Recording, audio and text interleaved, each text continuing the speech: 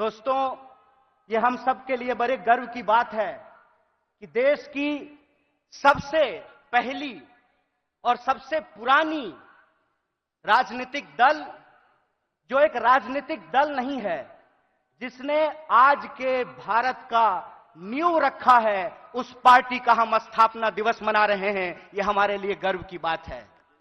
जब हम अपने पार्टी की स्थापना दिवस मना रहे हैं तो हमको कुछ बात अपने दिमाग में, अपने जहन में उतारने की जरूरत है।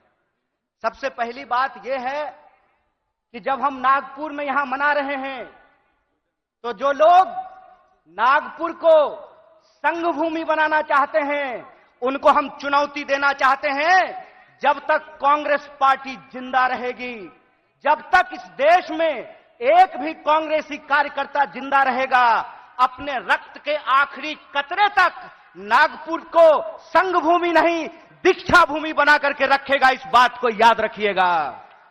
इस बात को याद रखिएगा कि जिस देश में हत्यारों का गाना गाया जा रहा है, उस देश में महात्मा गांधी पैदा हुए हैं।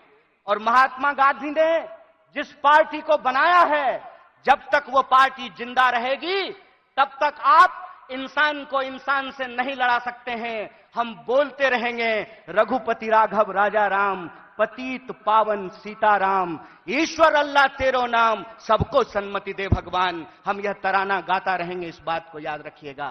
और जब आज हम पूरे देश को यह संदेश देना चाहते हैं भारतीय राष्ट्रीय कांग्रेस की तरफ से कि हैं तैयार हम, तो किस बात के लिए तैयार हैं हम तैयार हैं इस देश के संविधान की रक्षा करने के लिए। आप तैयार हैं कि नहीं हैं?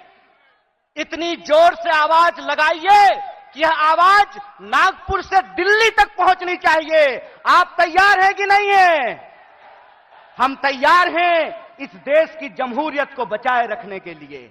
हम तैयार हैं इस देश में कमरतोड़ महंगाई को समाप्त करने के लिए। हम तैयार हैं इस देश के नौजवानों को रोजगार मुहैया कराने के लिए। हम तैयार हैं महिलाओं के ऊपर होने वाले अत्याचार को समाप्त करने के लिए।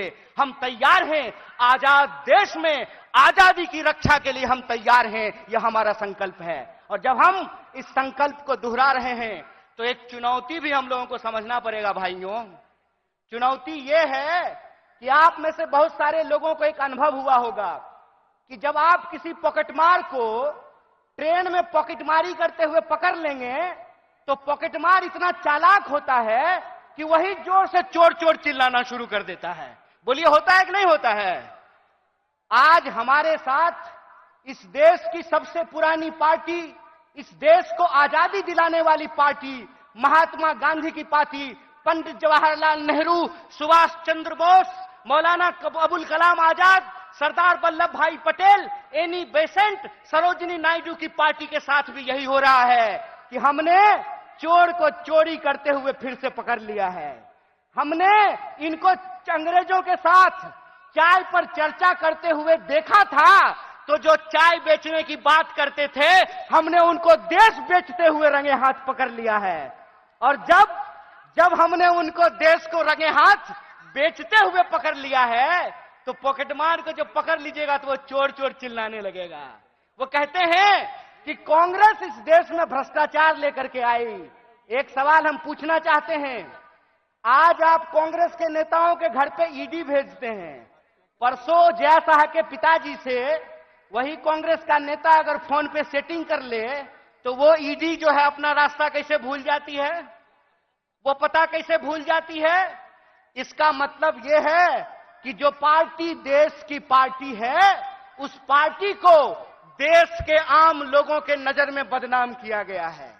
और देश के आम लोगों के नजर में इसलिए बदनाम किया गया है कि अगर आप कांग्रेस के प्रति अपनी भावना छोड़ देंगे तो देश में कोई आपकी बात करने वाला नहीं रहेगा। इस बात को याद रखिएगा।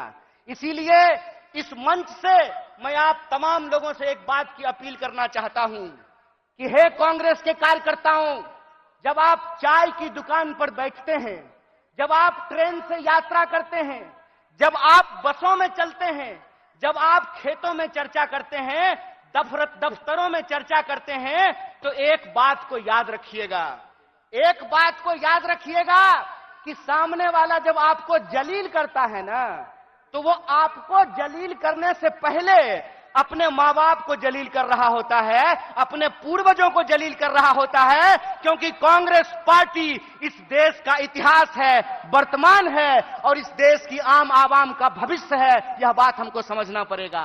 हमको समझना पड़ेगा कि कांग्रेस पार्टी अंग्रेजों से लड़ करके इस देश को आजादी दिलाई।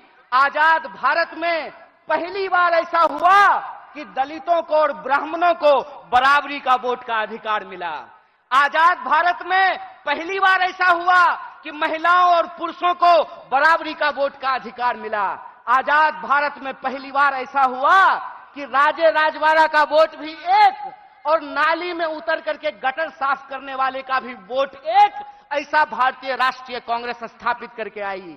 मैं कहता हूं कि जिस पंडित जवाहरलाल नेहरू को लोग आज संसद में खड़ा होकर के गालियां देते हैं, याद रखना मेरे दोस्त, अगर पंडित जवाहरलाल नेहरू नहीं होते तो झूठ ही सही तुम ये बात आज बोल नहीं पाते कि एक चाय बेचने वाला भी देश का प्रधानमंत्री बन सकता है। कांग्रेस का इतिहास यह है कि हम इस देश की आम आवाम के लिए लड़े थे, लड़े हैं और लड़ेंगे।